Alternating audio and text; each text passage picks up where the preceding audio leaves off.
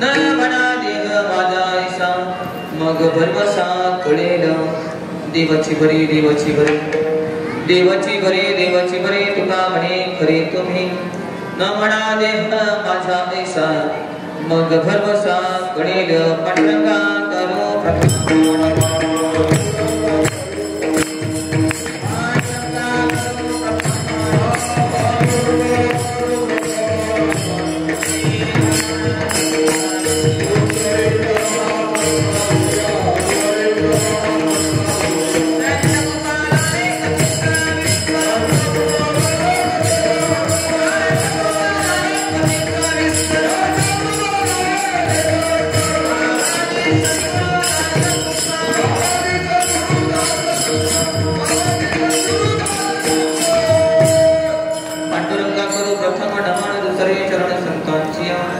त्यांच्या प्रपादाने कथेचा विस्तार बाबाजी सद्गुरु दास तुका ओम नमः आज्ञा वेद प्रतिपाद्या जय स्वसमेद्या आत्मा देवा तुझी गणेश सकलार्थ मती प्रकाश परी निवृत्तिदास अवतार दयाचे कैया स्मरणमय सकल विद्येचे आदि करण ते जीवन श्री चरण श्री गुरुंचे नमस्कार नियत ओम ब्रह्मानंदम परमसुखदम केवलम ज्ञानमूर्ति तद्वातीतं गगन सदृशं तत्त्वमस्यादि लक्ष्यम् एकं नित्यं विमलमचलं सर्वदि साक्षीभूतं भावातीतं त्रिगुणरहितं सद्गुरु तं नमामि यदक्षरं अनाख्येयं मा अनन्तम् अजम् अव्ययं श्रीमन्निवृत्तिनाथेति ख्यातं दैवतम् आश्रये गुरुरित्याख्यया लोके साक्षात् विद्या हि शाङ्करी जयत्या ज्ञानमस्तस्ये तयत्राये निरन्तरं साधकेन च कस्यालं शिवयोः समरोपितं ज्ञातुं न शक्यते लग्नं व्यतितैतच्छलामोः अद्वैतम् आत्मनं सत्त्वं दर्शयन्तो मितस्तरणं तो वन्दे जगतोपाद्योतयो सत्त्वविपत्तये मूलायाग्राय मध्याय मूलमध्याग्रमूर्तये क्षीणाग्रमूलमध्याय नमापूर्णाय शम्भवे परं ब्रह्मं परं धामं सच्चिदानन्दविग्रहं ज्ञानेश्वर इति ख्यातं प्रणमामि गुरु परं श्रीपादनाथं गुरुराजवैर्यं मोक्षो नाम ज्ञानदानैक्यदक्षं घोटिक्षेत्रे निवासिनं तं नमामि वेद विद्यान् वरिष्ठम् ओम नमो ज्ञानेश्वरा करुणाकरा दयाळ त्वसानुग्रह राजलोकवनधानो चराचरी मी कला कुसरी काही चलेने बोलतो वचने अति भाविका एका जनार्दनी तुमचा त्याची आस पुरवावी तुमचा अनुग्रह राजलो वनधानो चराचरी अमर आहा अमर आहा अमर आहा अमर आहा खरे की पहा कोटे न म्हणा देह माझा ऐसा मग भरवसा कळेल प्रस्तुत प्राप्त प्रसंग कारणाशिवाय कोणतेही कार्य घडत नसतं आजची जी सेवा आहे आज बारामती 22 खटा शिरवली परिसर सर्व साधक वृंद आणि पूर्ण बारामतीमध्ये असणारे सर्व साधकांच्या सहकार्यानं त्याच्यामध्ये प्रामुख्यानं हरिभक्तीपरायण म्हणजे पावणे महाराज यांच्या पुढाकारानं आणि आमच्या हरिभक्तीपरायण नरसीताई यांनी पुढाकार घेतला म्हणून हा एक दिवसाचा सर्व साधकांच्या वतीने या सर्व साधक वृंदांनी मिळून केलेला हा एक दिवसीय वैष्णव मेळावा कारण आहे हरिभक्तीपरायण ब्रह्मलीन संगीताताई ठोंबरे यांना आपल्यातून जाऊन 2 वर्षे झाली सद्गुरूच्या सानिध्यामध्ये आपलं जीवन व्यतीत करत असताना अनुभवजन्य भक्ती मार्गाचे प्रवर्तक असणारे श्रीपाद बाबा अनुभवजन्य भक्ती मार्गाचे प्रवर्तक रामदेव बाबा यांचा कृपाशीर्वाद ज्या तुमच्या आमच्या असणारे सर्वांचे श्रद्धास्थान पारगाव निवासी म्हणणं सुद्धा उचित नाही कारण महात्मा व्यापक असतो असं ज्यांनी व्यापक पाठ धारण केलं आहे असे ब्रह्मलीन पांडुरंग बडके असा संपर्काचा संप्रदाय जीवनामध्ये प्राप्त झाल्यानंतर जीवनामध्ये आपली वेगळी अनुभूती काय येते आणि त्या अनुभवाला आवड होऊन आपलं जीवन परमार्थामध्ये व्यतीत करणाऱ्या संगीतातही ठोपरे आता त्यांनी जवळून पाहिलं त्यांना सर्वांना माहिती आहे कारण संगीताताई म्हणजे त्याच्या पलीकडे मी काही बोलू शकत नाही. अष्टवक्र महात्मा, कारण ज्यांना देहाचा निराश झालेला आहे आणि देहाचा निराश होऊन ज्या ब्रह्मस्वरूपाचा अधिकार प्राप्त केल्यानंतर देह जावो अथवर पांडुरंगी दृढ भाव अशी स्थिती त्यांच्या जीवनामध्ये त्यांनी अनुभवली. इतका सद्गुरूच्या सानिध्यामध्ये आपलं जीवन त्यांनी बदलून टाकलं. पुण्यतिथी त्यांची असते, पुण्यतिथी कुणाची होत नाही. आणि अनारक्षताईंचा अट्टहासानं त्यांनी त्यांचा सांभाळ केला. त्यांनी त्यांना जवळून पाहिलं. एक महात्मा कसा असतो, कारण महात्मा जर म्हटलं ना तर महात्मा शास्त्राप्रमाणे वागतो का नाही मला माहिती नाही, पण महात्म्याच्या मागे शास्त्र चालत असतं एवढं मात्र निश्चित. महात्मा पुढे असतो आणि शास्त्र मागे असतं. ज्याने एका जागेवर बसून आदर्श त्यांनी ज्या संगीतात त्यांची अनुभूती घेतली आणि कृत्य झाल्याची नका संत संगतीचे कार्य सांगू सुख, ज्या सतसंगामध्ये आपलं किती कल्याण असतं हे ज्यांनी अनुभवलं त्यांनी अट्टास केला. आणि हा पुण्यस्मरणाचा कार्यक्रम, दुसरा पुण्यस्मरणाचा कार्यक्रम सकाळी 17 आमच्या हरिभक्तीपराय साईकर महाराज असतील, दुपारच्या 17 हरिभक्तीपराय गुरुवर्य सोनोने बाबा असतील आणि संध्याकाळच्या 17 कार्यक्रम माझ्या वाट्यात आला. त्या निमित्तानं तुमच्यासारख्या संत सज्जनांची सेवा, तुमच्यासारख्या ब्रह्मवृंदाचं दर्शन घेतलेले अवंत जगद्गुरु जगद्वंदनीय देवते सुप्रसिद्ध साधू वैराग्याचे मूर्तिमंत पुतळे श्रीमंत संत ज्यांना आपण वाचवलेला असं म्हणतो असे संत श्रेष्ठ तुकोबर आहे. यांचा 4 चरणाचा अभंग सोडवणं हा माझा उद्देश अजिबात नाही. कथा अभंग नाहीये हा. या पहिल्या चरणातच एक महावाक्य आहे. महावाक्य म्हणजे काय? ज्या सद्गुरूच्या कृपेने तुमच्या आमच्या मस्तकावर हात ठेवून साधूला जे तुमचं असणारं अस्तित्व किंवा तुम्ही जे आहात ते आहातच, तुम्ही जे आहात ते आहातच. पण आलेलं आवरण काढण्यासाठी श्रीपाद बाबांची एक युक्ती आहे.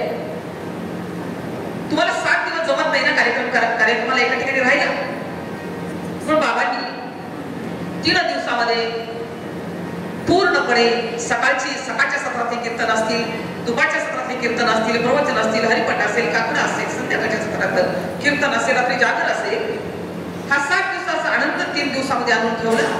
आणि आता ज्यांना शक्य नाही त्यांनी 1 दिवसामध्ये हा अनुभव घेऊन एका दिवसामध्ये 3 कीर्तन होतं आणि कृत्य झालाचा अनुभव येतो. किंवा कीर्तन सांग होय अंग हरी रूप, तिथं हरिरूप ते अनुभव येतो. असा हा अनुभव तुम्ही आम्ही सकाळपासून घेतोय.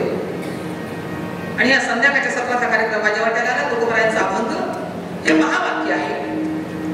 महावाक्याचे निनावे गुरुकृपेचे निधावे माता हात ठेविला हे थापटीला जैसा महावाक्याचा बोध करून तुमच्या आमच्या जीवनामध्ये एक परिवर्तनाचा मार्ग सांगणारे समर्थ सद्गुरू ज्याचे त्याचे जे सद्गुरू असतील ते, मी अमुकच एक नाव घेऊन घेणार नाही. तर माझ्या ठिकाणी माझ्यासमोर बरेच मान्यवर बसलेले आहेत किंवा बरेच श्रीगुरु या पदाला प्राप्त झालेले अधिकारी वर्ग आहे. पण अमुकच एक श्रीगुरु श्रेष्ठ आहे असं मी म्हणणार नाही. तर श्रीगुरु म्हणजे व्यक्ती नसते. व्यक्तीची श्रेष्ठता काय सांगावी तर व्यक्ती म्हटलं की 3 गुणांमध्ये येते. आणि श्रीगुरु म्हटलं ना, श्रीगुरु हा गुणातीत असतो. आणि असा गुणातीत असणारा श्रीगुरु म्हणजे व्यक्ती नाही, श्रीगुरु म्हणजे एक शक्ती आहे. श्रीगुरु म्हणजे माणूस नाही, श्रीगुरु म्हणजे एक दिव्य दर्शनाची अनुभूती ज्याच्या कृपेने येते. तो अनुभव तुम्ही आम्ही ते अमृत पिऊन तृप्त झालेले खऱ्या अर्थाने आम्ही राजहंस आहोत. आणि आमच्या कानाला ऐकायची चटक लागलेली आहे. कारण तुम्ही ज्या पदाला पोचलेले आहात ते ब्रह्मपद आहे. किंवा तुम्ही ते पदाला पोहोचणं हाच काय व्यवहार आहे, म्हणणं हाच काय व्यवहार आहे. वास्तविकपणे वस्तू तुम्ही आहातच. संतांना या माध्यमातून तुम्हाला सांगायचंय की महाराष्ट्र भूमी संत भूमी आहे. संतांमध्ये कुठेही द्वैत दिसत नाही, संतांमध्ये कुठेही 2 दिसत नाही. महाराष्ट्राच्या कानाकोपऱ्यामध्ये जरी संत असले तरी प्रत्येक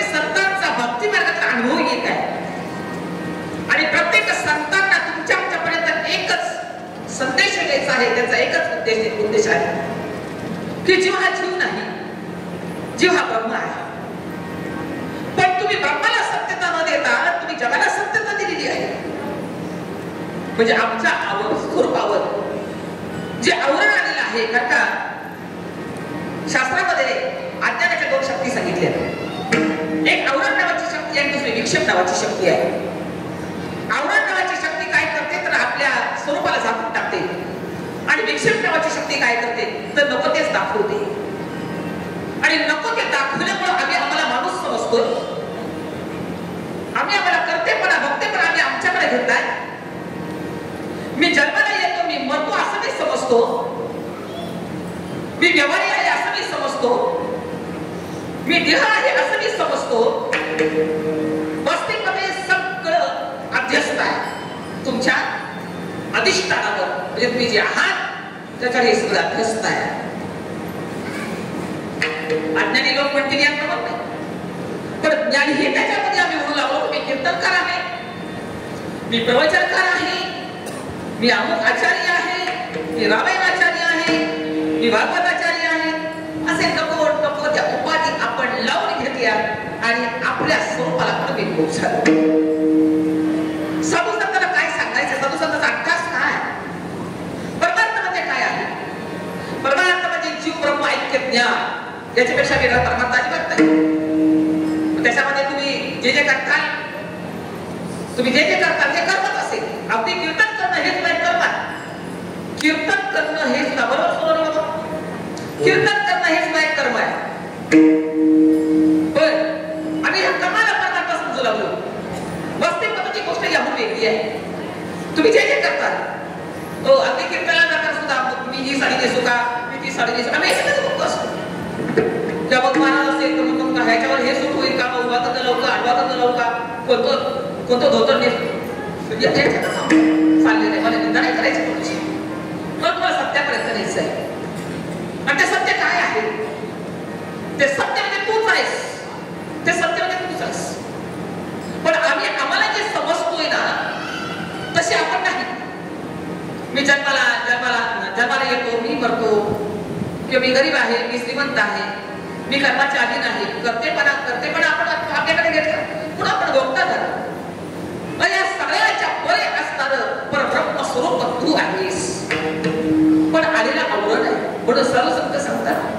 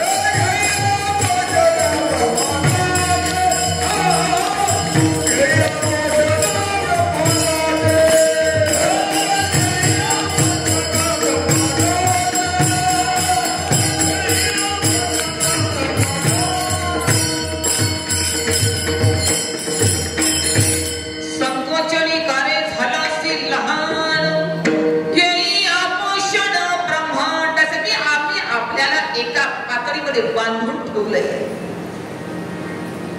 वास्तविक पाहता सगळी विशेषण जी आहेत ना ही देहाला आहे. सगळी विशेषण अगदी बाबा काय सांगायचे, हळूच बल तिकडे पण नाही का तुम्हाला? म्हणजे बाबाला काय सांगतो त्याच्यामध्ये अडकू नका. हो त्याच्यामध्ये तुम्ही अडकू नका. वास्तविक पाहता ते तू नाहीस. हे सगळे देहाला विशेषण आहे. आणि विशेषण लावलं म्हणून विशेष झाला. विशेषण लावलं म्हणून विशेष झाला. आम्हाला विशेषत्वात राहायला आवडतं आणि आम्हाला सामान्यात आवडत नाही. आणि आपलं स्वरूप तर सामान्य आहे. सामान्य आपलं स्वरूप, पण आम्हाला विशेष झाला की जीव झाला, आणि जीव झाला की जन्मकाळाला कारणीभूत ठरला. साधू संतांनी या सगळ्याच्या तुम्हाला बाजूला काढायचं आहे. संत महात्मे सांगतात, अरे तुम्ही जगत सत्य आहे का मिथ्या याचा विचार तुम्ही कधी केलाच नाही. नेमकं या जगामध्ये खरं काय आहे तुम्ही शोधायचा प्रयत्न केलाच नाही. वास्तविकता जे दिसतंय ना ते अधिष्ठानावर अध्यस्त आहे आणि तू मात्र अधिष्ठान आहेस. तुझा संबंध कोणाशी या जगतामध्ये? तुझा देहाशी संबंध आहे, तुझा जगाशी संबंध आहे, तुझा याच्याशी कोणाशी संबंध आहे? तुझा संबंध जो आहे ना तो अंशी आहे, तू त्याचा एक अंश आहेस. परमात्मा अंशी आहे, तू त्याचा अंश आहेस आणि तू केवढा आहेस? तो दिसतोय एवढा नाही. या देहापुरता मर्यादित तू नाहीस. कारण या देहामध्ये आहे म्हणून त्याला आत्मा म्हणायचं, व्यापक आहे म्हणून त्याला परमात्मा म्हणायचं. पण आवरण कशाच आलंय? आवरण आलंय फक्त देहाचं. देहाच्या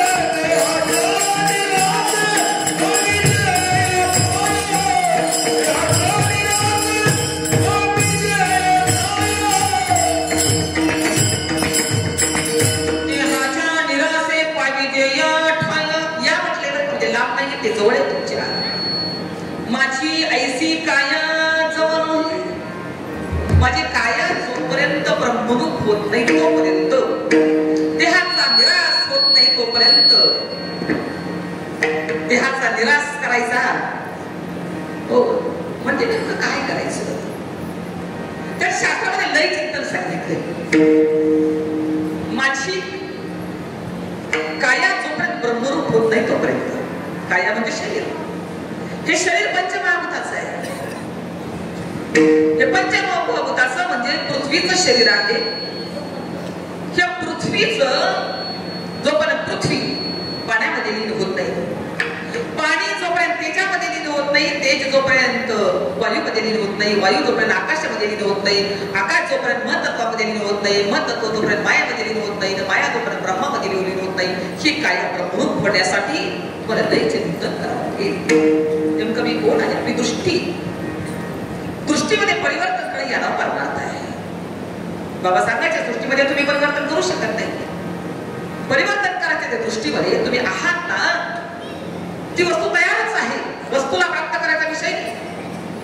वस्तू प्राप्त करायचा विषय नाही. तुम्ही जे आहात ते आहातच. तुम्ही ब्रह्मरूपच आहात, तुम्ही ब्रह्मच आहात. पण का कळत नाही? न कळण्याचं कारण काय?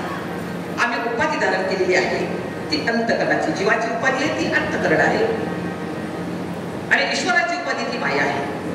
आपली छोटी उपाधी आहे, ईश्वराची मोठी उपाधी आहे. पण जीवाची उपाधी अंतकरण आहे आणि अंतकरण वृत्तीमुळं आम्हाला जगताचं भान होते. आम्हाला जगत सत्यत्वाचा आमचा निश्चय, जगत सत्यत्वाचा, ब्रह्मसत्यत्वाचा निश्चय नाही आमच्याकडे. जगत सत्यत्वाचा निश्चय आमच्याकडे. त्याचं कारण काय? जग सत्य का वाटतं आम्हाला? जग सत्य वाटण्याचं कारण शास्त्राने सांगितलं, चैतन्य आश्रित अविद्येच्या तमोगुणाचा परिणाम जगत सत्य वाटतंय. अविद्या ही आहे चैतन्याच्या आश्रितच आहे. पण चैतन्य आश्रित अविद्येच्या तमोगुणाचा म्हणजे आमच्याकडे जे गुण आहेत तसं जग आपलंच. त्यामुळे रजगुणाने सत्वगुणाने ज्ञान आहे. पण आम्हाला जग सत्य वाटतंय आणि आम्ही आहोत ना, आम्ही मिथ्या वाटतोय. म्हणजे आमचं शरीर तर मिथ्याच, पण शरीराच्या आतमध्ये असणारं चैतन्य जे आहे ते चैतन्य तू आहेस. म्हणून सद्गुरूच्या कृपेने तू आम्हाला बोध सद्गुरूंनी केलाय. ते तू असशी, ते तू असशी, ते तू असशी. त्याच्यामध्ये तत्वमसी महावाक्य असेल, ओम ब्रह्मास्मी असेल, प्रज्ञानाम ब्रह्म असेल, अयनात्मा ब्रह्म असेल, सगळ्याचा अर्थ आहे ते तू आहेस. सद्गुरु सांगतात तत्वमसी, आम्ही स्वीकारलं अयमान अहम ब्रह्मास्मी. श्री गुरु सांगतात ते तू आहेस, आम्ही स्वीकारायचं अहम ब्रह्मास्मी. ते ब्रह्म मी आहे, ते ब्रह्म मी आहे. पण आमचा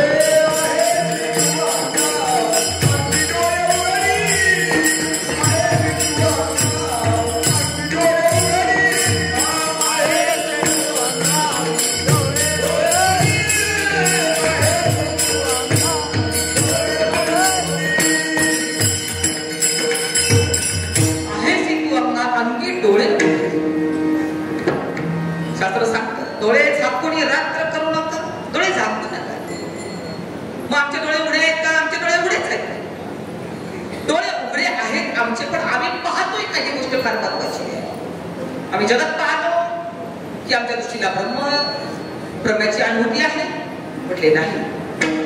ब्रह्म म्हणा, चैतन्य म्हणा, देव म्हणा, आत्मा म्हणा, तुम्हाला काय म्हणायचं ते म्हणा, वस्तू मात्र एकच आहे. आणि त्या वस्तूची अनुभूती करण्याकरताच हा वैष्णव मेळावा आहे. हा वैष्णव म्हणजे वैष्णव मेळावा करमणूक नाही, करमणूक नाही. आपला घरी वेळ जाते म्हणून इथे यायचं असं नाही. आलेला प्रतिबंध जो आहे, आमच्या स्वरूपावर आलेला प्रतिबंध घालवण्यासाठी आम्हाला इथे यायचं आहे. कोणते प्रतिबंध आहे? मी आणि माझं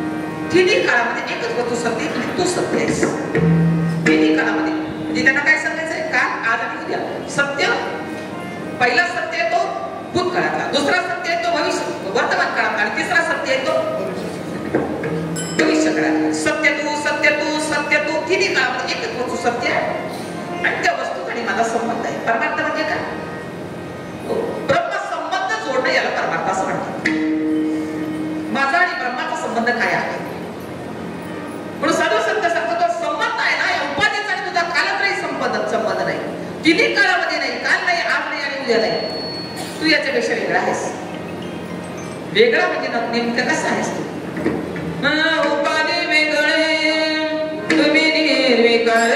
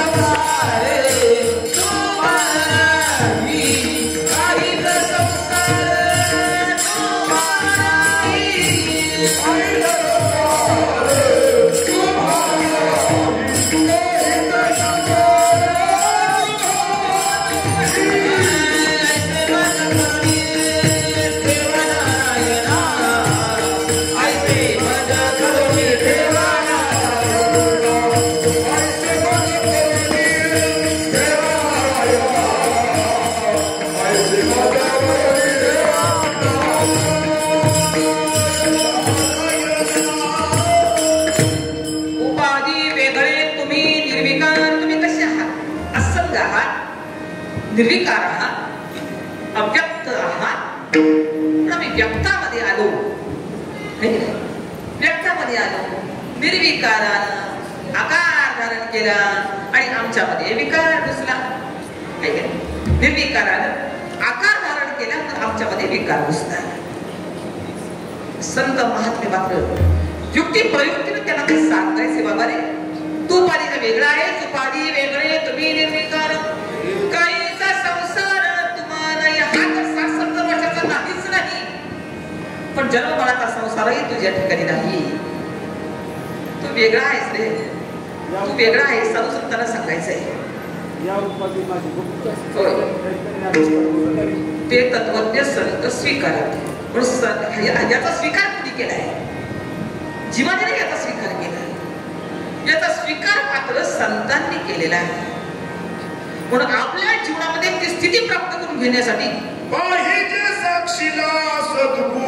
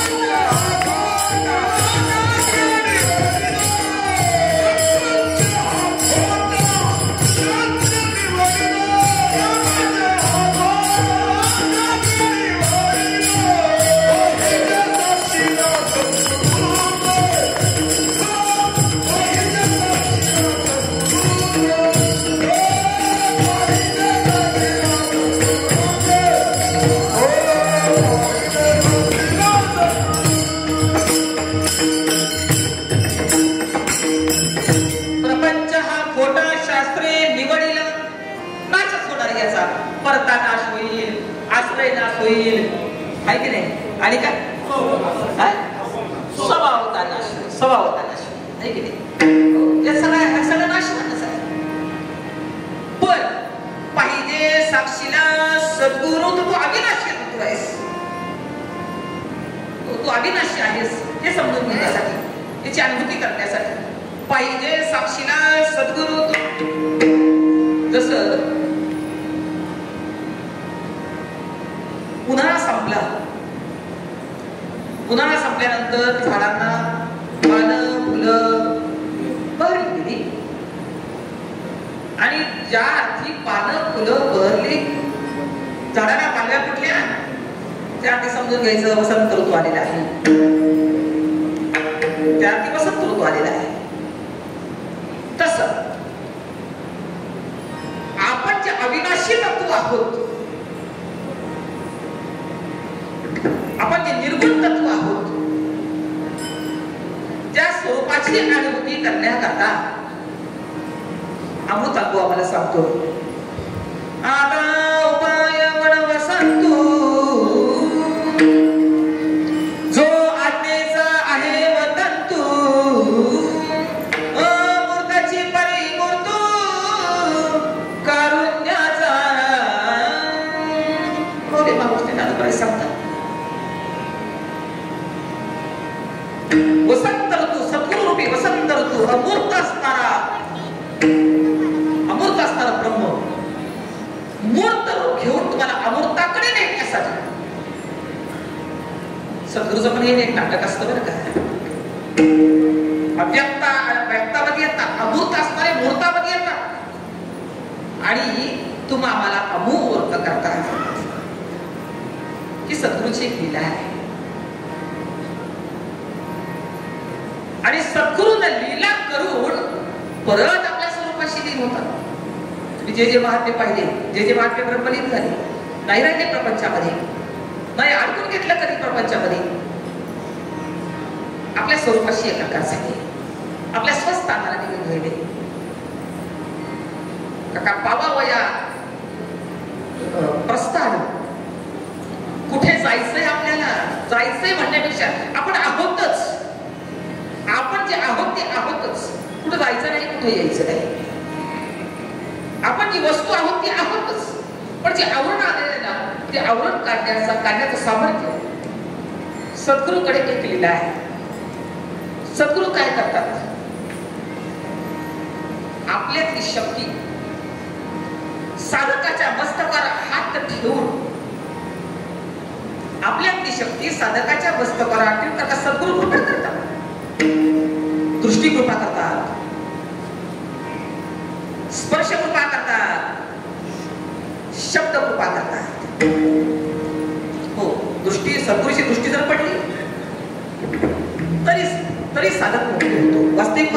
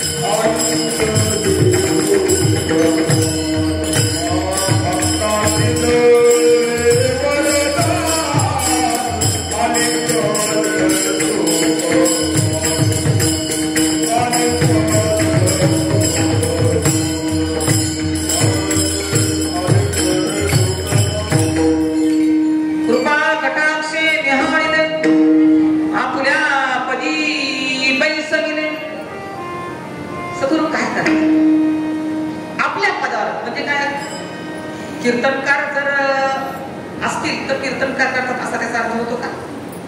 नाही, अनुग्रह देणारा कीर्तनकार असेल तर त्याला कीर्तनकार करतो असा त्याचा अर्थ आहे का? आपण या बदल चला, आपण देवाच्या बदल आपल्या पदी वैसविले म्हणजे आमचे महाराज कीर्तनकार होते, मला पण कीर्तनकारच केलं असे का त्याचा अर्थ? नाही. कृपा कटाक्ष न्याहाळली. श्रीगुरूनं काय केलंय? कृपेचा वर्षाव केलाय. म्हणजे शब्द कृपा आहे, स्पर्श कृपा आहे, दृष्टी कृपा आहे. सद्गुरूनं त्या जीवाला त्याचा जीवपणा घालवत नाही, त्याला आपल्यासारखं केलंय, शिवस्वरूपाला प्राप्त करून दिलंय. गुरुनी आपलं गुरुत्वही टाकलंय. आपल्यासारखं कधी ती तात्काळ बरं का आलिंगने तुम्ही आता देश प्रमाण दिलं ते गुरुनं आपलं गुरुत्वही टाकलं, शिष्याला आपलं शिष्यत्वही टाकायला लावलं. गुरुचंही ब्रह्मस्थानी प्रस्थान आहे आणि शिष्यालाही ब्रह्मस्वरूपापर्यंत नेण्याचा अधिकार. म्हणजे दोघं एक झाले, आपणासारखे करकी तात्काळ. आपण वेगळ्या आता देहाच्या बाबतीत उपाधीच्या बाजूने पण विचार करू लागतो. साधू संत सांगतात की बाबा रे, आपल्या जोपर्यंत भेद आहे तोपर्यंत द्वैत आहे. जोपर्यंत भेद आहे तोपर्यंत, मग जीव जीवाचा भेद असेल, जीव जडाचा भेद असेल, जीव ईश्वराचा भेद असेल, जड जडाचा भेद असेल, जड ईश्वराचा भेद असेल, हे का सांगायचंय? जीव वास्तविक आम्हालाच आहे, जीव जीव नाहीच. आम्ही मांडलेला आहे जीव, जीव मांडलेला आहे, जीव जीव नाही. पण ज्याप्रमाणे स्फटिक आहे, स्फटिक पांढरा शुभ्र स्फटिक आहे, आणि पांढऱ्या शुभ्र स्फटिकाच्या संपर्कामध्ये एक लाल फूल आलं.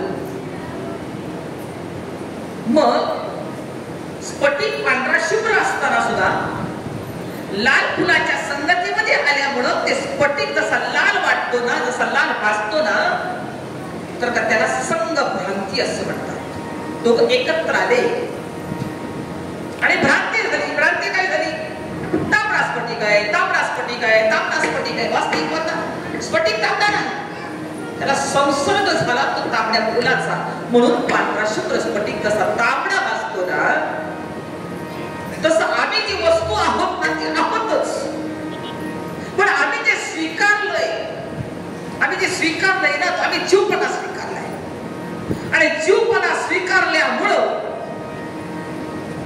आमच्या स्वरूपावर आवरण आलेलं आहे. आणि ते आवरण घालवण्याचं सामर्थ्य एका स्त्री गुरुच्या महावाक्यामध्ये आहे. आणि म्हणून का अनुग्रह का घ्यावा लागतो?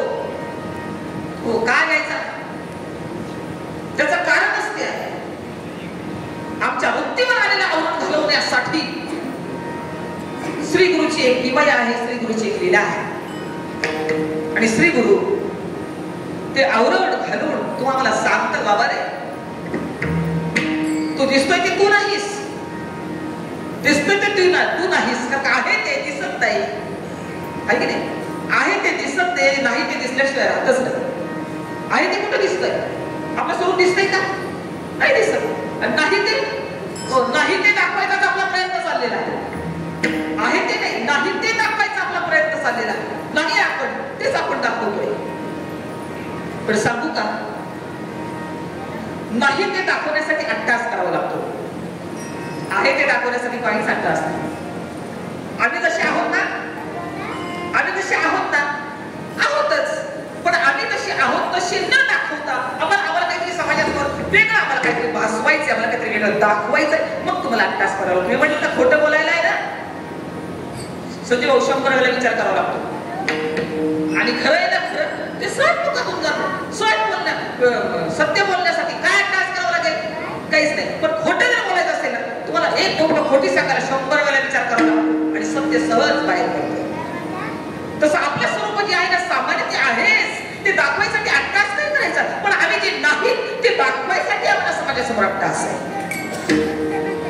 साधू संत सांगतात, बाबा रे, ही आमची विनाशाकडे वाटचाल आहे, ही आमची वाटचाल आहे ती विनाशाकडे आहे. म्हणून जसं फूल आणि स्फटिक बाजूला केल्यानंतर स्फटिक पांढरा शुभ्र आहे तो आहेच, तसं संत काय करतायत? जो मांडलेला जीव आहे, जीव मांडलेला जीव जीव नाही, वास्तविक पाहता तो आभास आहे, तो आभास आहे.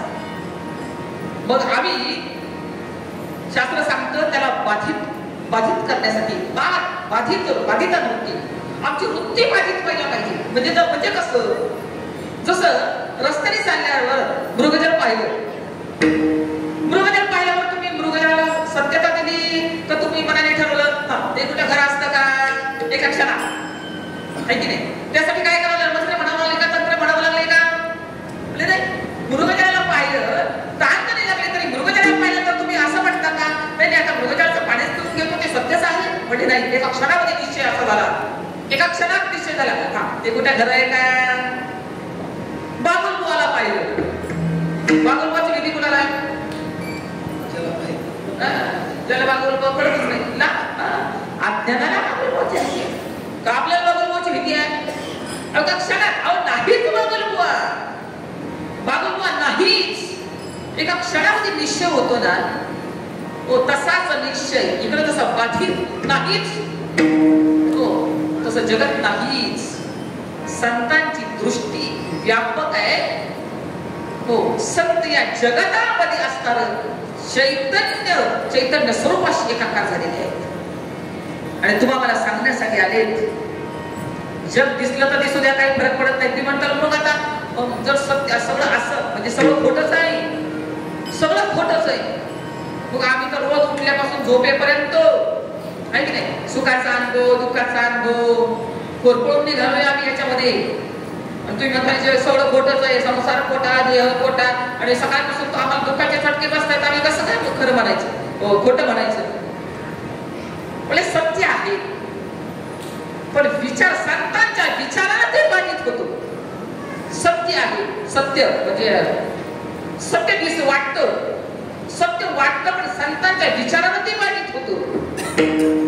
खोटं म्हणावं तर आम्हाला अनुभवाला येते, आणि खरं म्हणावं तर विचारांना बाधित होते. पण सर्व संत सांगतात अशी विचारांची परिपक्वता ज्या सत्संगामध्ये येते, अशांचा संग करून त्यांचा बोध घेऊन मग ते महात्मे तुम्हाला सांगतील, अरे तू जन्मणारा नाहीस, तू मरणारा नाहीस, तू मरतच नाहीस का, तू जन्मालाच येत नाही, तू मरशीलच कसा, तू कसा आहेस. नैनम छिंदन्ति शस्त्राणि नैनम दहति पावकं न चैनम क्लेदयन्त्यापं न शोषयति मारुता. तू असा आहेस, तू पाण्याने भिजत नाहीस. कोण? मी. बरं का, मी. हा मी कोण आहे? मी कोण आहे? मी पाण्याने भिजत नाही, मी आगीने जळत नाही, मी शस्त्रानं मरत नाही, मी वाऱ्यानं हलत नाही, म्हणजे मी आहे तरी कोण? आणि हा विचार पोलीस सांगतो, आहे मी हा कोण, करावा विचार, आहे मी हा कोण, करावा विचार.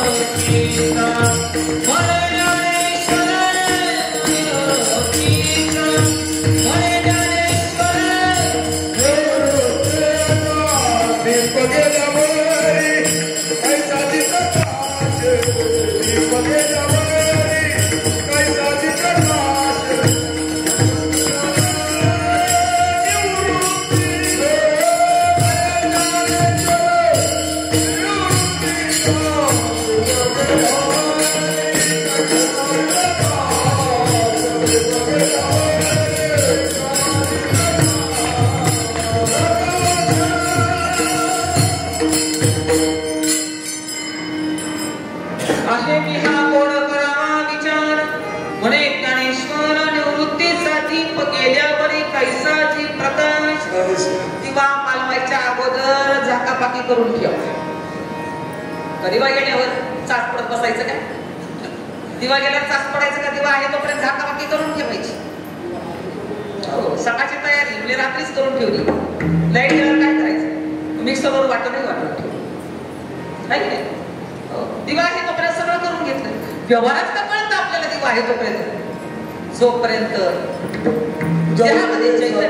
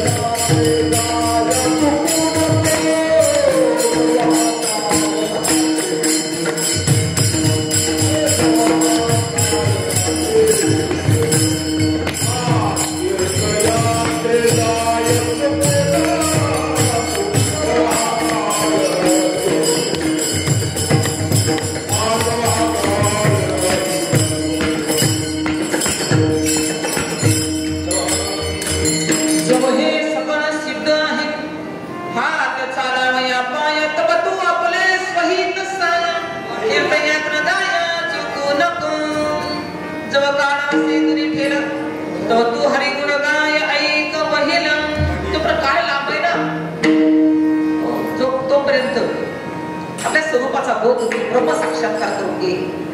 तुझ्या ठिकाणी ब्रह्मभाव तयार व्हायला पाहिजे. मी ब्रह्म आहे, मी ब्रह्म आहे, हा भाव तुझ्या ठिकाणी तयार व्हायला पाहिजे. मौली सांगते, जोपर्यंत सगळं चांगलं आहे तोपर्यंत मीचा विचार करा. मीचा विचार करा, मी कोण आहे. एक दृष्टांत तुम्हाला सांगतो, म्हणजे तुमच्या म्हणजे मला मी शोधायचं आहे, मी कोण आहे. एक पेशंट आहे, पायाला जखम झाली आणि ती पायाची जखम अधिक गुडघ्याकडे चढत चालली. डॉक्टरांकडे गेले आणि डॉक्टरांनी सांगितलं, डॉक्टर साहेब म्हणजे पायाची जखम गुडघ्याकडे चढत चाललेले. डॉक्टरांनी त्याचा तुकडा काढला, मुंबईला पाठवला, म्हणजे तुम्हाला कॅन्सर झाला आहे. डॉक्टर साहेब पाय काढा, पण मी वाचलो पाहिजे. पाय काढा, मला मी सांगायचंय दादा, हो मी मरणार नाही. मी या शरीरातला कोणता अवयव मी आहे? पंचकोश मी आहे, पंचप्राण मी आहे, पंच ज्ञानेंद्रिय मी आहे, पंच कर्मेंद्रिय मी आहे. नेमकं मी कोण आहे? मी कुठेही या देहामध्ये बुजगावणी चोरा रक्षण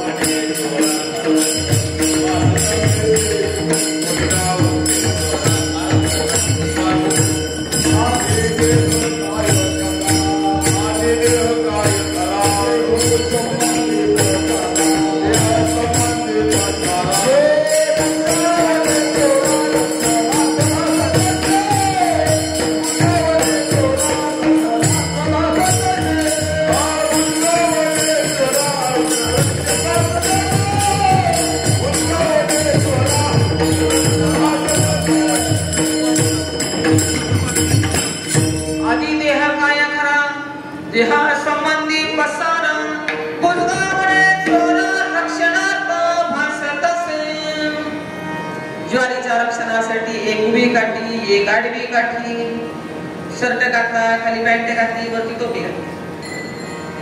कशासाठी? ज्वारीच्या रक्षणासाठी, ब्रह्मानुभूतीसाठी. हे पुस्तकाव हा एक आश्रम आहे आपल्याला मिळालेला. हा आश्रम आहे बरं का. कुणी किती मोठा आश्रम बांधू, कुणी काय आहे की नाही, पण साधकाला मिळालेला हा एक साधक आश्रम आहे. हो, आणि या साधक आश्रमामध्ये साधक राहतोय. मला मी सांगायचं होता, मला पाय करा डॉक्टर साहेब, तर मला वाचवा. दुसरा एक पेशंट ऍक्सिडेंट झाला होता आणि पाय हात गेला होता आणि त्या हाताची जखम काही बरी होत नव्हती. त्याचंही तसंच अखंड रक्त गळत होतं. डॉक्टरांकडे गेले, डॉक्टर साहेब हात गेला तरी चालेल, पण मी वाचलं पाहिजे. तिसरा एक पेशंट, डोळ्याला काटा लागला होता, काटा डोळ्यातून अखंड रक्त गळत होतं. डॉक्टर साहेब डोळा गेला तरी चालेल, मी वाचलं पाहिजे. दुसरा एक पेशंट, कानाला इजा झालेली आहे, डॉक्टर साहेब कान गेला तरी चालेल, पण मी वाचलो पाहिजे. पाचवा पेशंट, सुपारी खाताना जिभेला सुपारी लागली, तोंड आले म्हणून थोडं कानामागे टाकलं. 1 महिना 2 महिने गेले, डॉक्टरांकडे गेले. डॉक्टर म्हटले, अहो एवढी ती जिभेला जखम झाली तुमच्या, पण जिभेपर्यंत ती जखम चरत गेली. डॉक्टर साहेब जीभ काढा, मी वाचलो पाहिजे. पाय काढला तरी मी वाचलं पाहिजे, हात काढला तरी मी वाचलं पाहिजे, कान गेला तरी मी वाचलं पाहिजे, डोळे गेले मी वाचलं पाहिजे, जीभ काढली तरी मी वाचलं. तू आहेस कुठं रे? कुठे आहेस तू नेमका? त्याची जाणीव आपल्याला स्फुरण आतमध्ये आहे, त्याचं स्फुरण आपल्याला अखंड आतमध्ये आहे. मी आहे, मी आहे.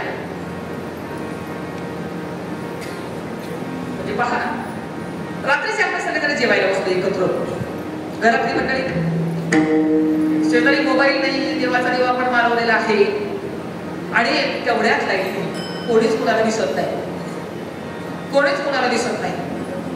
आणि कुणीतरी उठलं काढेपेटी शोधायसाठी, कुठे तू, कुठे? हा मी आहे, मी आहे, मी आहे. आता तुम्हाला दिसत पण नाही, पण मी आहे. मी जर स्फुरण कधीतरी तुम्ही स्वतःला विसरतात का कोणत्याही स्थितीमध्ये? उजेडात तर तुम्ही आहे, पण अंधारात पण तुम्ही म्हणतात मी आहे. म्हणजे काही शरीर दिसत नाही तरी मी आहे. आता मी कोण आहे? साधू संत सांगतात बाबा रे, हे सगळं तुझ्यावर अध्यस्त आहे आणि तू अधिष्ठान स्वरूप आहेस. आणि ते चैतन्य तुझ्या डोक्याच्या केसापासून पायाच्या नखापर्यंत ओतप्रोत भरलेलं आहे. आणि त्या चैतन्याचा कधी नाश होत नाही. असा तू आहेस, असा तू आहेस. अमर अमर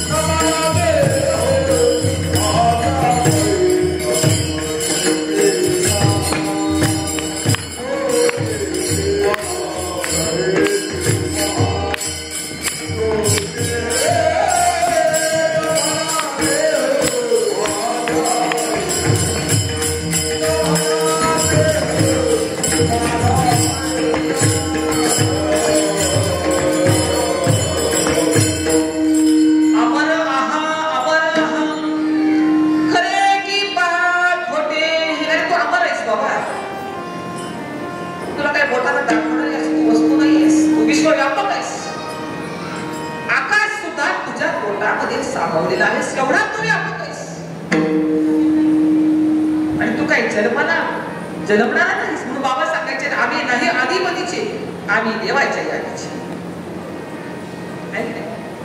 हो, आम्ही देवाच्या यादीचे. देवाच्या यादीचे म्हणजे देव उपाधी हेच सगळे, ईश्वरापासून मुंगीपर्यंत, ईश्वरापासून मुंगीपर्यंत सगळे उपाधीमध्ये. आणि तुम्ही उपाधीच्या वेगळे आहात म्हणजे तुम्ही ब्रह्मस्वरूप आहात. उपाधी ही मायेची आहे आणि तुम्ही माया विरहित चैतन्य आहात. म्हणून आपला संबंध जो आहे त्या चैतन्याशी आपला संबंध आहे. पण हे खरं आहे का खोटं आहे तर पहा. पण कधी करेल पण वैसता संतांचे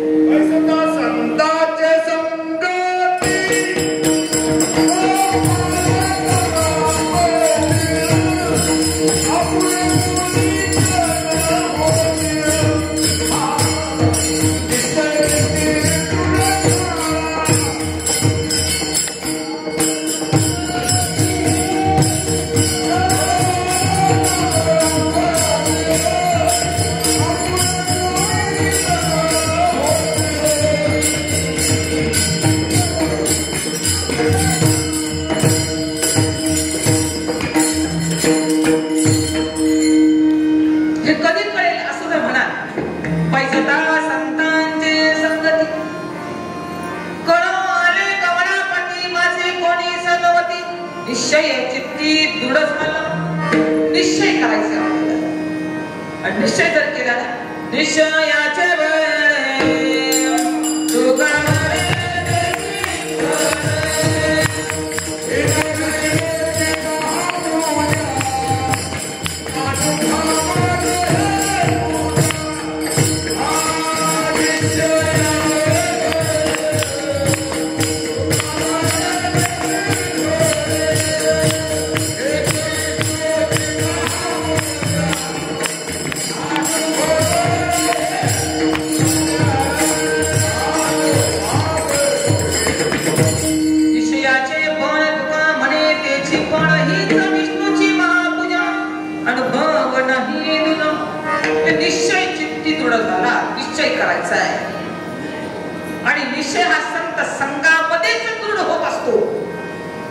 निश्चय संत संघामध्ये दृढ असतो. म्हणून सद्गुरूच्या मुखातून शास्त्र श्रवण करणं साधकाचं कर्तव्य आहे. गुरुमुखातून शास्त्र श्रवण करणं. कारण मी म्हटलं ना शास्त्रच गुरुच्या मागे चालत असतो. गुरु शास्त्राच्या मागे नाही चालत, ते पाहतही नाही, पण शास्त्र मात्र गुरुच्या मागे चालत असतो. आणि गुरुच्या मुखातून शास्त्र श्रवण करणं ही एक पर्वणी आहे बरं का. ही एक पर्वणी. हे सगळ्यांना कुठं कळतं? सगळ्यांना नाही जमत. आपल्याला काय झालं, आपल्याला थोडंच मिळालं कळालं यात असं वाटतंय आम्हाला काही कुणाची गरज राहिलेली नाही, आम्हाला सगळं आता येतंय असं आपल्याला भ्रम झालेला आहे. भ्रम, आम्हाला भ्रम झालाय ना, खूप मोठा हा भ्रम आहे. आणि हा भ्रमाचा भोपळा जर फुटला ना, खालतवर तर काही सुचायचंच नाही, काही सुचायचं नाही. शेवटपर्यंत विद्यार्थी राहा, शेवटपर्यंत शिष्य राहा. हो, नंतर कधी कधी असं होईल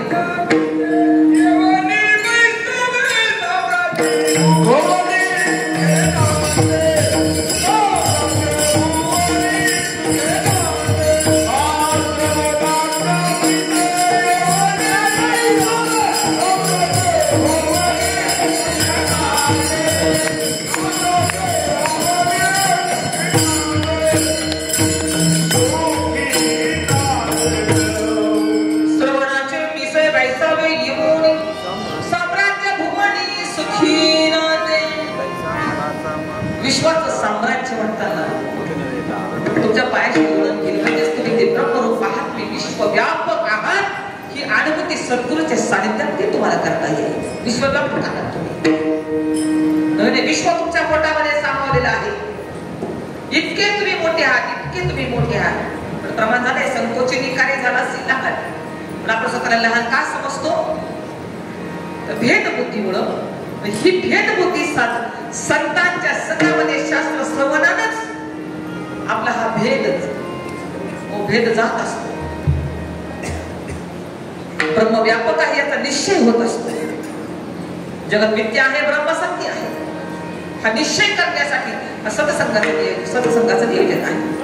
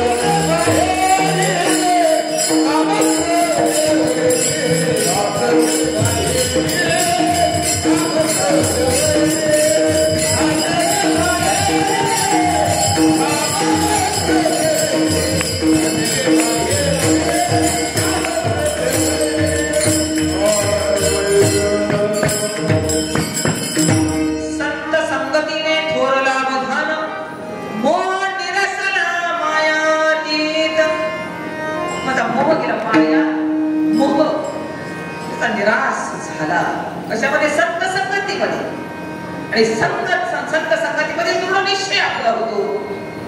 देह माझा नाही, देह पंचमहाभूताचा. साधू संत वेगवेगळं सगळं काढून देतात, सगळं वेगवेगळं काढून देतात. जे तू नाहीस ते तू स्वतःला वाटलेस ना. संत भागते सगळ्यात नाही रे बाबा, तू असा आहेस, अमर आहेस. त्या देहाला तू माझं म्हणतोयस ना, पण देह पंचमहाभूताचा आहे. आप पृथ्वी आणि आकाश हा पंचमहाभूताचा देह आहे. या पंचमहाभूतामध्ये पंच विषय आहेत. त्या पंचमहाभूताने दिलेले पंचविषय मी माझा मानतो. शब्द हा गुण आकाशाने तुम्हाला दिलेला आहे. स्पर्श हा गुण वायूने तुम्हाला दिलेला आहे. शब्द स्पर्श रूप हा गुण तुम्हाला तेजाने दिलेला आहे. रस हा गुण तुम्हाला पाण्याने दिलेला आहे. आणि गंध हा गुण तुम्हाला पृथ्वीने दिलेला आहे. पंचविषयामध्ये आणि पंचविषयाचे उपविषय तर अनेक आहेत. महत्वाचे पंचविषय, पंचविषयाच्या मागे उपविषय अनेक आहेत. आणि या पंचविषयामध्ये आपण गुरफटले गेलो. वास्तविक आता पंचभागवताचे पंचविषय आहे, पण ते मी माझे म्हणतो.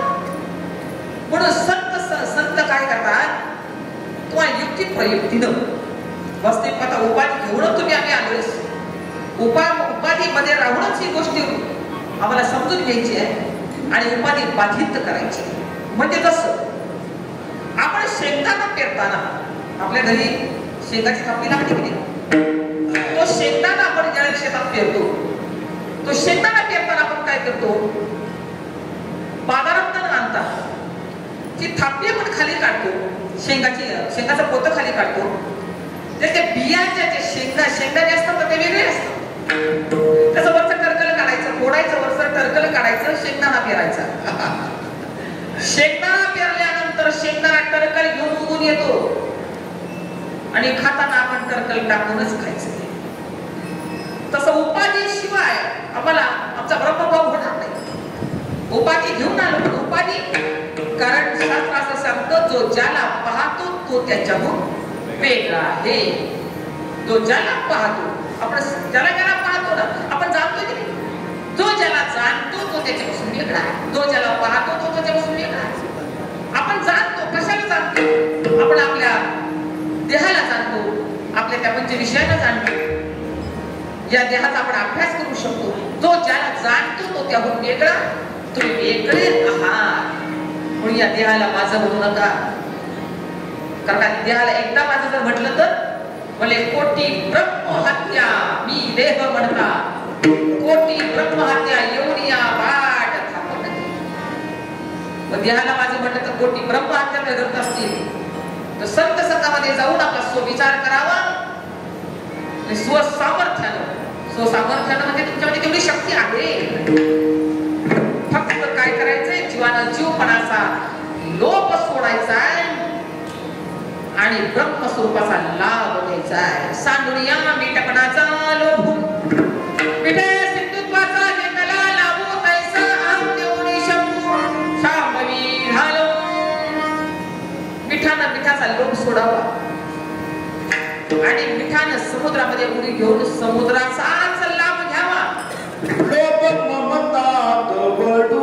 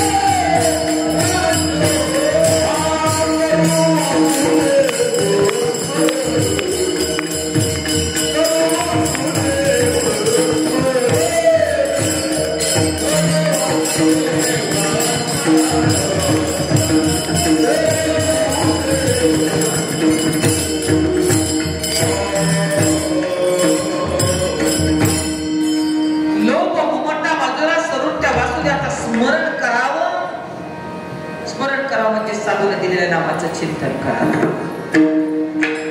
म्हणून मिठानं जसं समुद्रामध्ये उडी घेतल्यानंतर त्याने स्वतःचा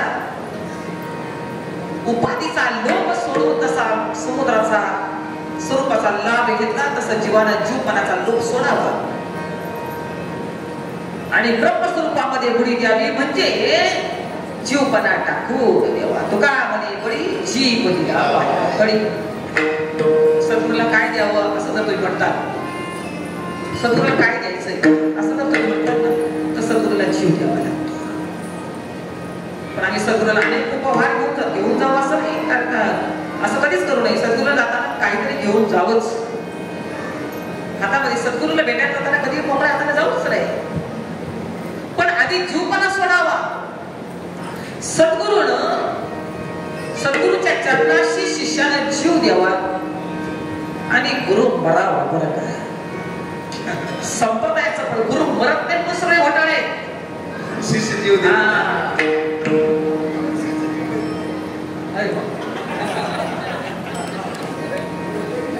गुरु मरत नाही म्हणून घोटाळे.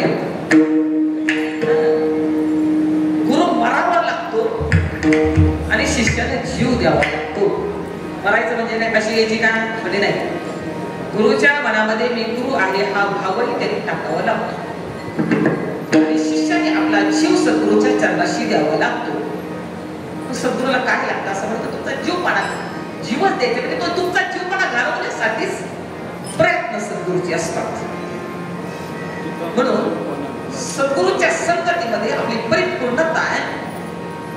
जसं झाडाला आलेलं फूल हे फळ येऊनच समाप्त होतो. झाडाला आलेलं फूल त्याला फळ येऊन त्याची समाप्ती आहे. किंवा वाहणारी नदी समुद्र आता समाप्ती म्हणण्यापेक्षा ते फळाच्या रूपाने तेच बनलेलं आहे. ते वाहणारी नदी समुद्रामध्ये जाऊनच ते समुद्र सोहम झाली की नदी नदीपणाला शिल्लक राहत नाही. तसं विचारांच्या संगतीमध्ये साधूच्या विचाराच्या संगतीमध्ये आपण शास्त्र संगतीमध्ये आपण वाहत राहून सद्गुरूच्या चरणाशी जीव द्यावा.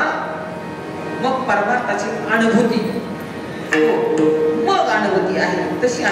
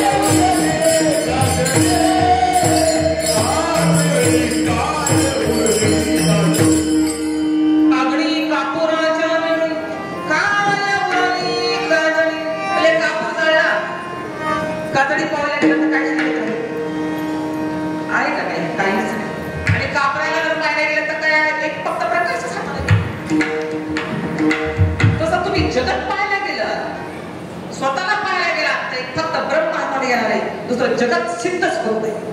जे नाहीच ते सिद्ध करायला आपण निघाले आणि जे सिद्ध आहे ते सिद्धच आहे. तुम्ही सिद्धच आहात. तुम्हाला सिद्ध करायची काय गरज आहे. म्हणून साधू संत समता बाबा हे सगळ्या सगळे शास्त्र आहे. ते सगळं शास्त्र सद्गुरूच्या सानिध्यामध्ये जर आपण कळून घेतलं त्यासाठी चिंतने तद्रूप त्याचे चिंतन फार महत्वाचे गोष्ट. चिंतनाशिवाय या गोष्टी घडतात. चिंतन आणि शास्त्र सर्व. तुम्ही असं म्हणू नका की आता मला वाचायची काही गरज नाही, आता मला कोणाची ऐकायची गरज नाही, आता मी सांगायला नको, आता मला काय करायची ऐकायची गरज आहे असं काही म्हणू नका. हो, कारण आपल्या ज्ञानामध्ये आपण अजूनही मला कळालंय मला मिळालंय हा अज्ञानीच आहे. सगळ्यांना सांगितलं की नाही. गाते श्रोते आणि पाहते चतुर विनोदी दुष्यते सोहम पावे पूर्ण ज्ञाते या सकडाते विनवणी करावास विठ्ठल स्मरण. सगळ्यांना सांगितलं. गाणाऱ्यांना सांगितलं, पाहणाऱ्यांना सांगितलं, सांगणाऱ्याला सांगितलं, ऐकणाऱ्याला सांगितलं. सोहम भावे पूर्ण ज्ञाते त्यांनाही सांगितलं. आम्हाला गरज नाही असं नाही, पण आम्हाला गरज वाटत नाही ही मोठी शोकातली आहे. म्हणून तुकोबाराय सांगतात या देहाला माझं म्हणू नका.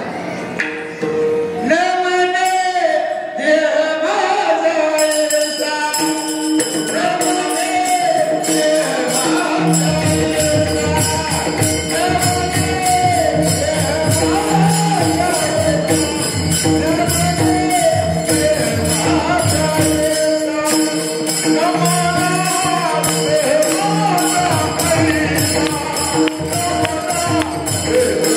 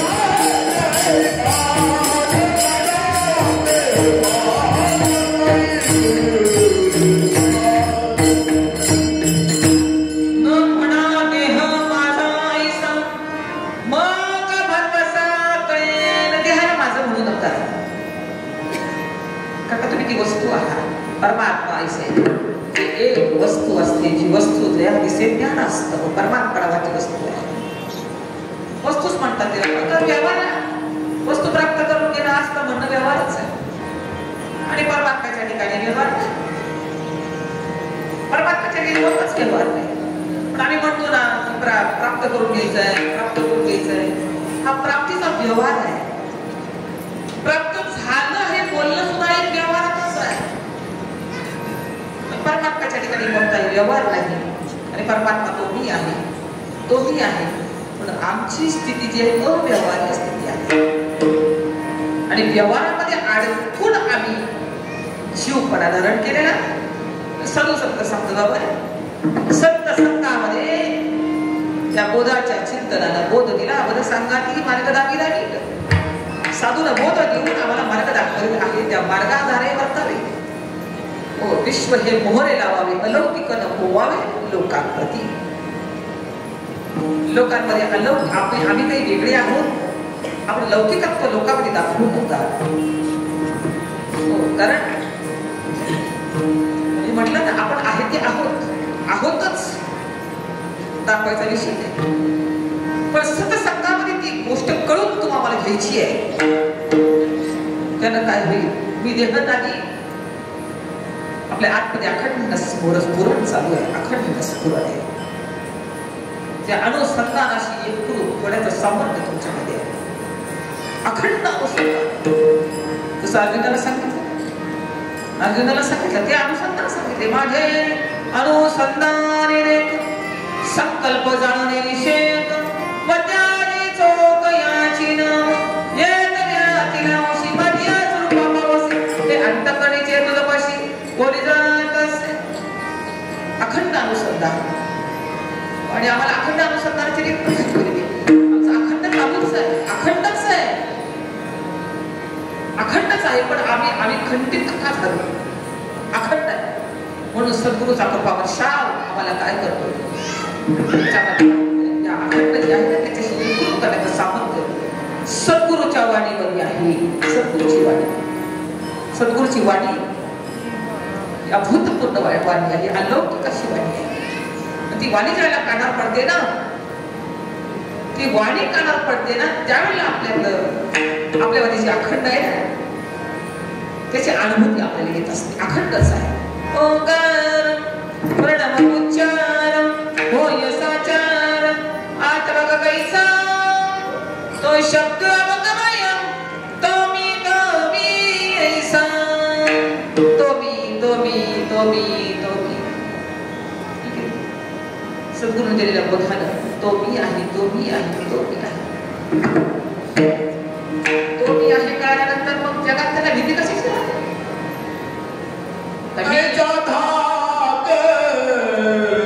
Hey!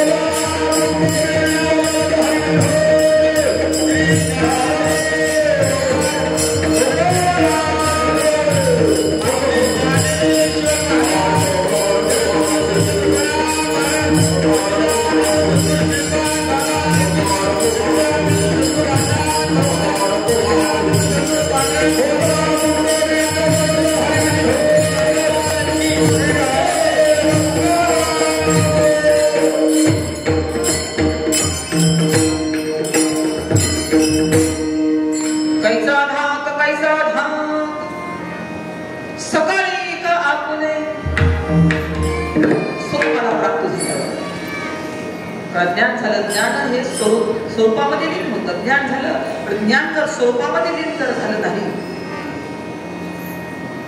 तर ज्ञान सुद्धा बंधाला कारणीभूत ठरतं.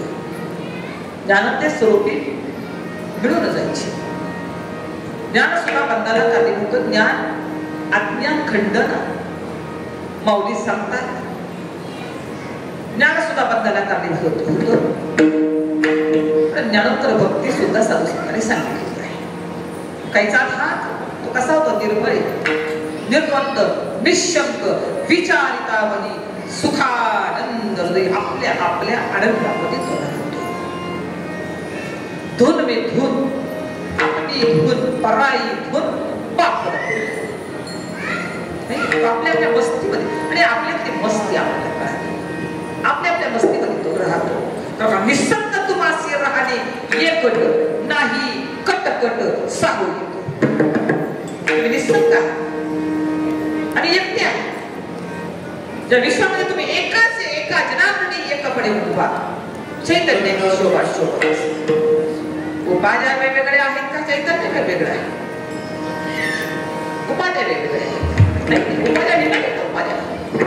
कोणी गोरा आहे, कोणी काळा आहे, कोणी उंच आहे, कोणी मुटका आहे. उपाध्याय भिन्न भिन्न आहेत का? चैतन्य भिन्न भिन्न. मग भीती कशाची? तुम्हाला कायचा धाक का कायचा धाक? कशाची भीती आहे? जसं कापूस वेगवेगळा आहे का? कापड वेगवेगळं आहे? आपले कापूस एकच आहे, कापड मात्र भिन्न भिन्न आहे. कापसानं अनंत उपाध्याय धारण केलेले आहे, पण कापूस मात्र एकच आहे. दुसऱ्या जगतामध्ये ब्रह्म अनंत उपाधीनं जरी नटलं असेल, अनंत उपाधीनं, साधू संतांनी मात्र त्यातलं चैतन्य अनुभवलंय. अनंत रूपे अनंत वेशे देखिले म्यात्यासी देखिले म्यात्यासी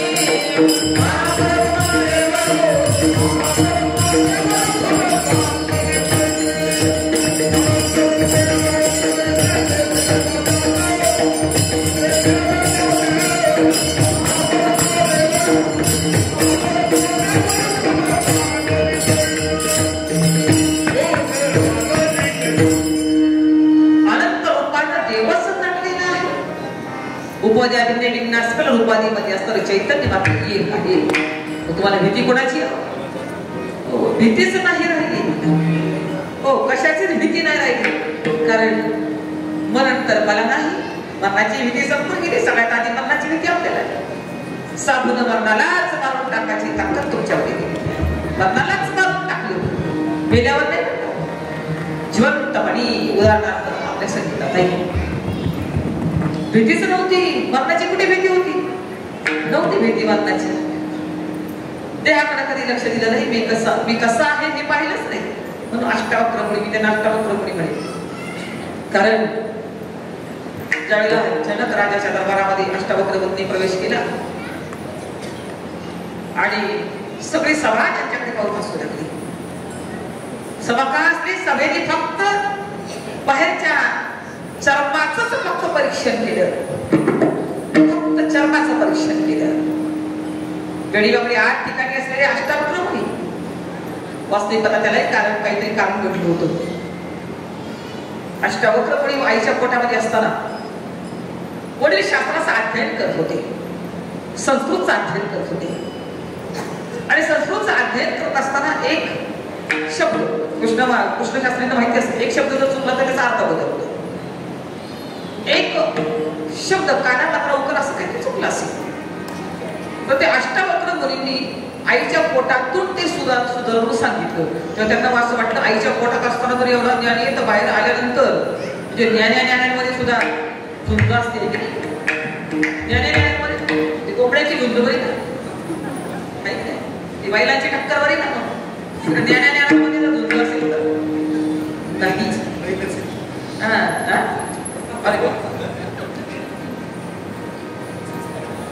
साधू संत समजा जो कसे ज्योत लगाते चिन्ह प्रेम की गंगा पहावीची. आईच्या पोटात सगळं ज्ञान झालेलं होतं. आईच्या पोटात सगळं शास्त्र कळालं होतं. संस्कृत शिकले होते. पण एक शब्द चुकला तो आईच्या पोटात सांगितला वाटणार राग आला की अरे आतमध्ये आहे तर मला एवढा आडवा लागतो बाहेर आल्यावर काय करायला म्हणून तो 8 ठिकाणी वागणार येईल शाप दिला.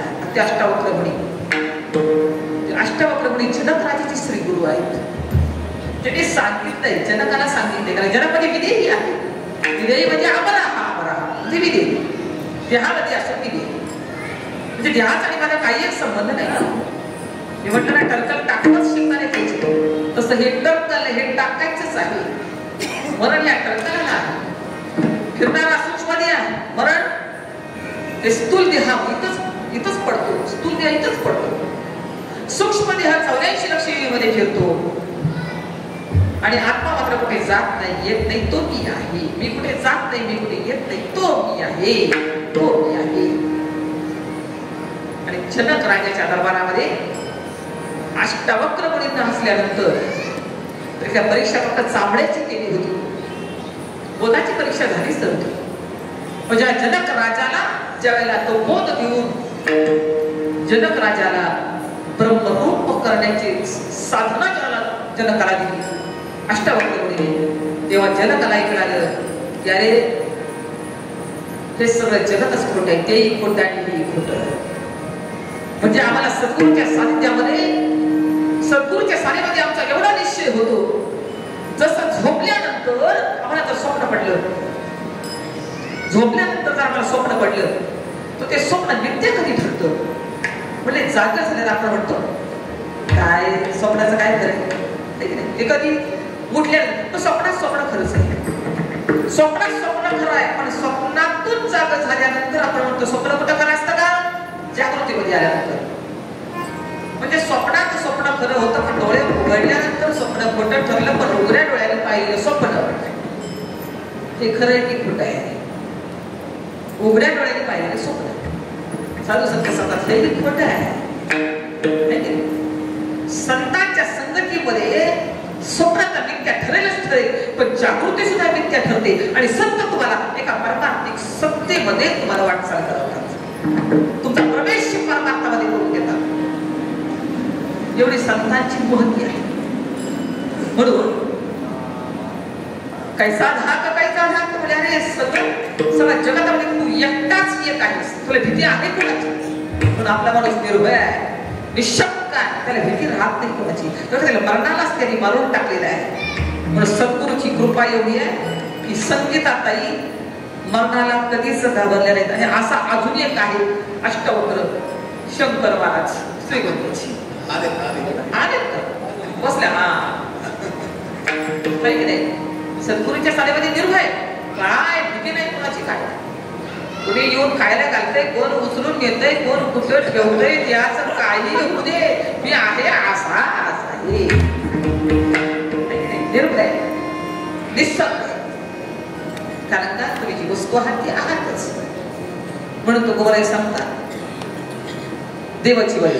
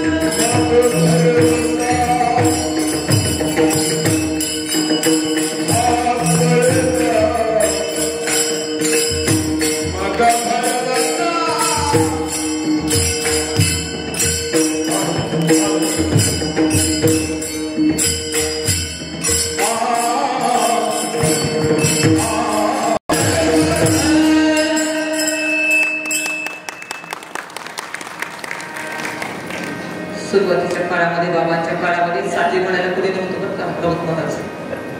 तुमच्यासारखी मंडळी संपतायला लागली, शोभा आली खरंच. यावं सगळं यावं माणसाला, पण त्याचा धर्म कार्यासाठी उपयोग जर झाला ना ते अधिक शोभून दिसतं.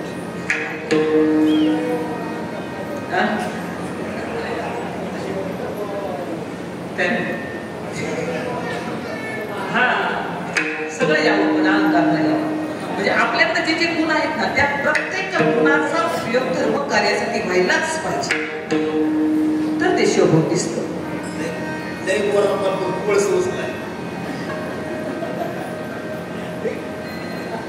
आपल्याला या ठिकाणी तुकोबाराय सांगताय, देवाची बरे तुका म्हणे खरे तुम्ही. तर सत्संगतीमध्ये त्याचे परीक्षण करून, शास्त्राची अनुभूती करून, आत्मानुभूती करून आत्मानंदाला प्राप्त व्हा. कारण का तुमचं स्वरूपच आनंद स्वरूप आहे. दुःख तुमच्या ठिकाणी कालत्रही नाही, तुम्ही आनंद स्वरूपच आहात, तुम्ही आनंद घनच आहात. तर का तुमचं स्वरूप आनंद स्वरूप आहे, आनंदच आहे. आणि म्हणून तुम्ही अमर आहात. आनंदाला कुठे मरण आहे?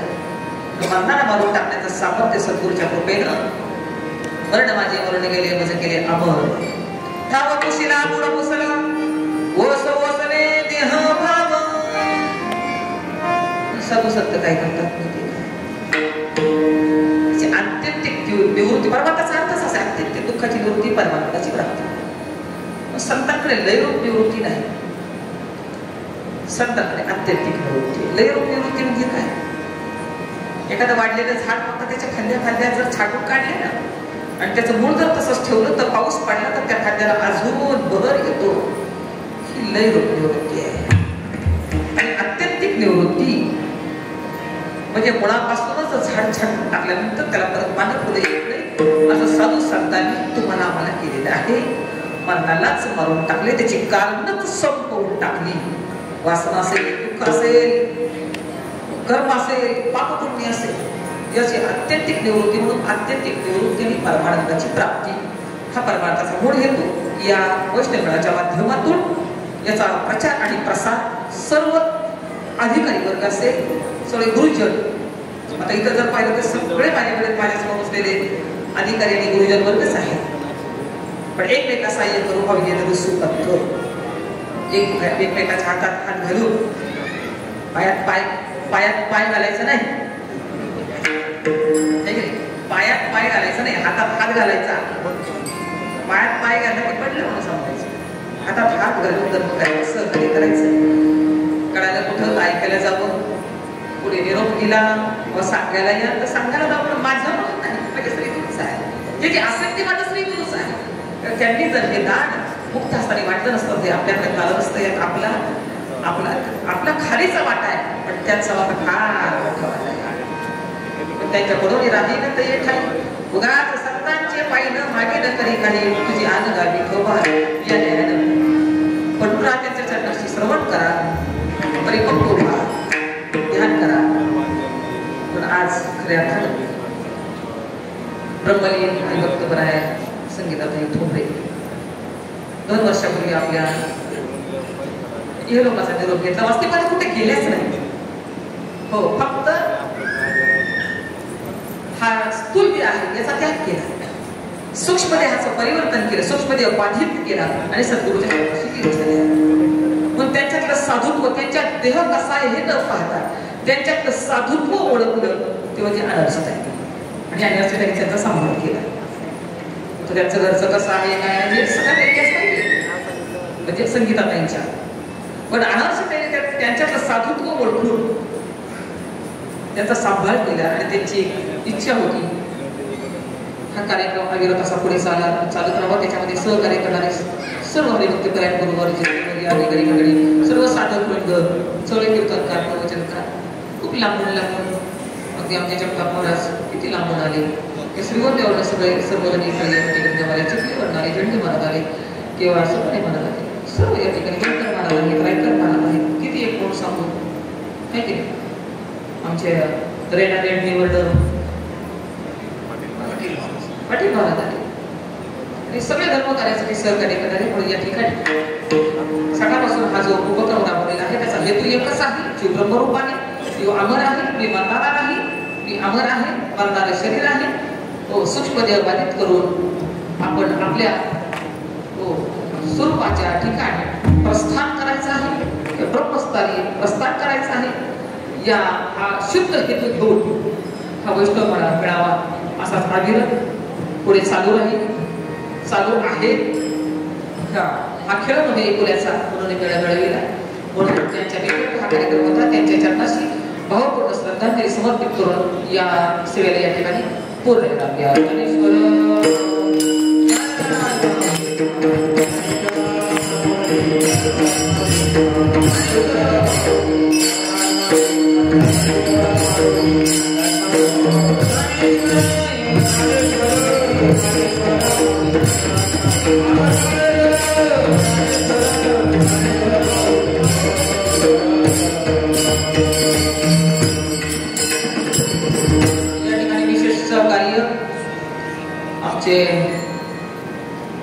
शास्त्रार्थ जाणणारे, शास्त्र जाणणारे किंवा संस्कृतचे पंडित असणारे कृष्णानंद शास्त्री यांचा हे त्यांच्याकडे 1 महिन्याचं शिबिर, बरोबर 1 महिन्याच्या शिबिरामध्ये जी मुलं सामील झाली त्यांनी या ठिकाणी विशेष सहकार्य केलेलं आहे. त्यांनाही धन्यवाद आणि तुम्हाला ऐकणाऱ्या धन्यवाद देऊन या ठिकाणी आपण कार्यक्रम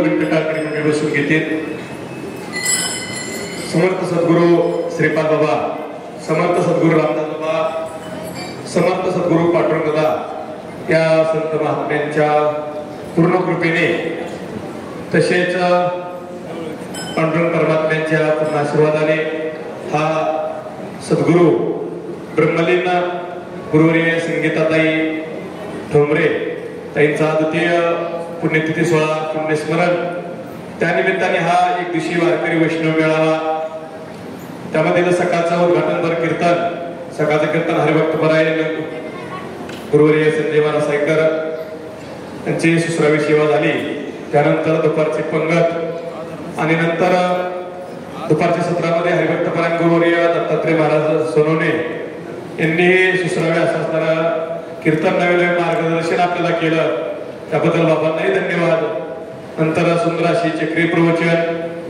आता वेळेअभावी आपण अनेक मान्यवर मंडळी गुरुवारी मंडळीला आपला वेळ देता आला नाही, कारण चेंडू कमी धावायचे असतं, परंतु अतिशय सर्व वैभव जाणकार मंडळी आहात आपण, सर्व सुज्ञ मंडळी